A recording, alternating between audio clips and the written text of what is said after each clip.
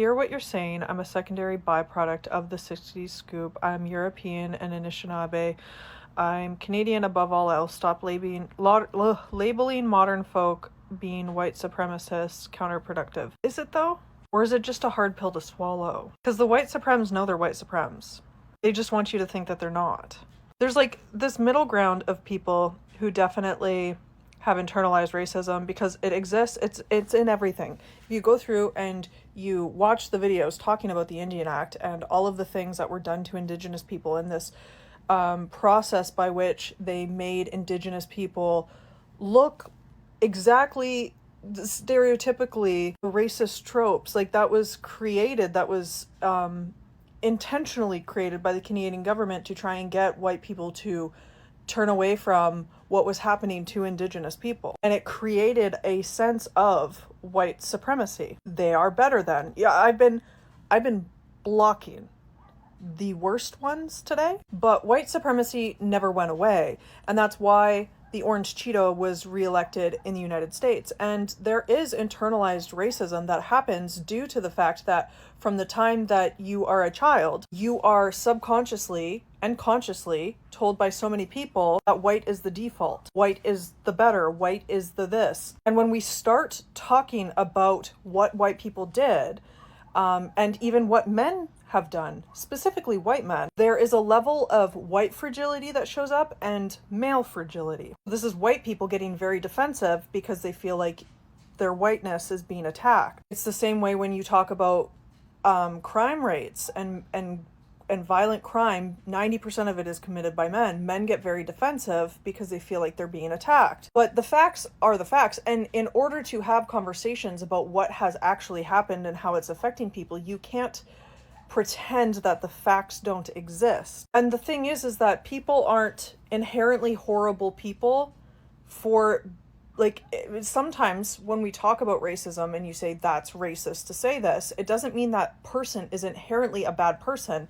It means that they've, through osmosis as well as conversation, consciously and subconsciously absorbed that white people are better. It's why when I show up on someone's For You page, they're more likely to stay and watch my content, even though I'm talking about Indigenous people. They're more likely to stay because I'm white presenting. It's why content creators who are Black or who are Indigenous, when you look at them and they're a visible minority, they get less deals on social media. They get paid less for the same work. And I think to ignore that piece of it is perpetuating the very system that we're saying that we want to change. It's perpetuating the very system that we say we have an issue with. And I actually find that I'm quite factual. And it's why I intentionally draw from books, because if I talk about, like, I have so many survivors in my comments right now talking about their experiences.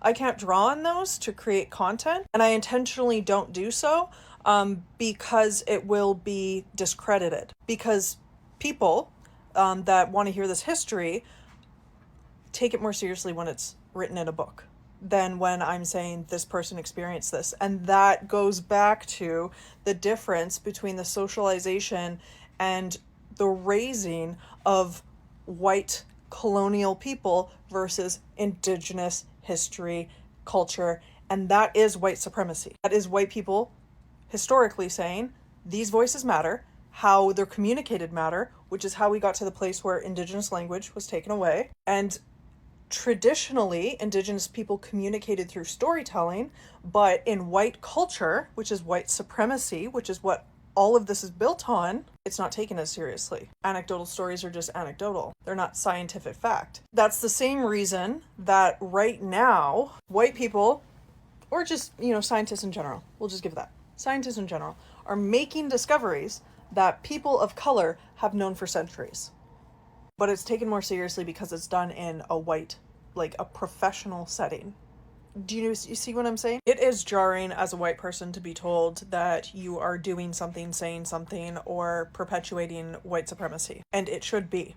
Okay, so this book, Me and White Supremacy, is written by a black woman. We are at a very important time in history. Many white liberal progressives like to believe that we are in a post-racial time in history. But truth is, racism and anti-blackness are still alive and well today. BIPOC are suffering daily from the effects of historic and modern colonialism. Right-wing anti-Muslim nationalism is gaining popularity across the Western world, and anti-blackness continues to be a form of racism that can be found all around the world. It may seem like we're in a time in history when racism and white supremacy are resurfacing, but the truth is they never went away. White supremacy is not just an attitude or a way of thinking. It also extends to how system and institutions are structured to uphold white dominance. People often think that white supremacy is a term that is only used to describe far-right extremists and neo-Nazi. However, this idea that white supremacy only applies to the so-called bad ones is both incorrect and dangerous because it reinforces the idea that white supremacy is an ideology that is only upheld by a fringe group of white people. White supremacy is far from fringe. In white-centered society and communities, it is the dominant paradigm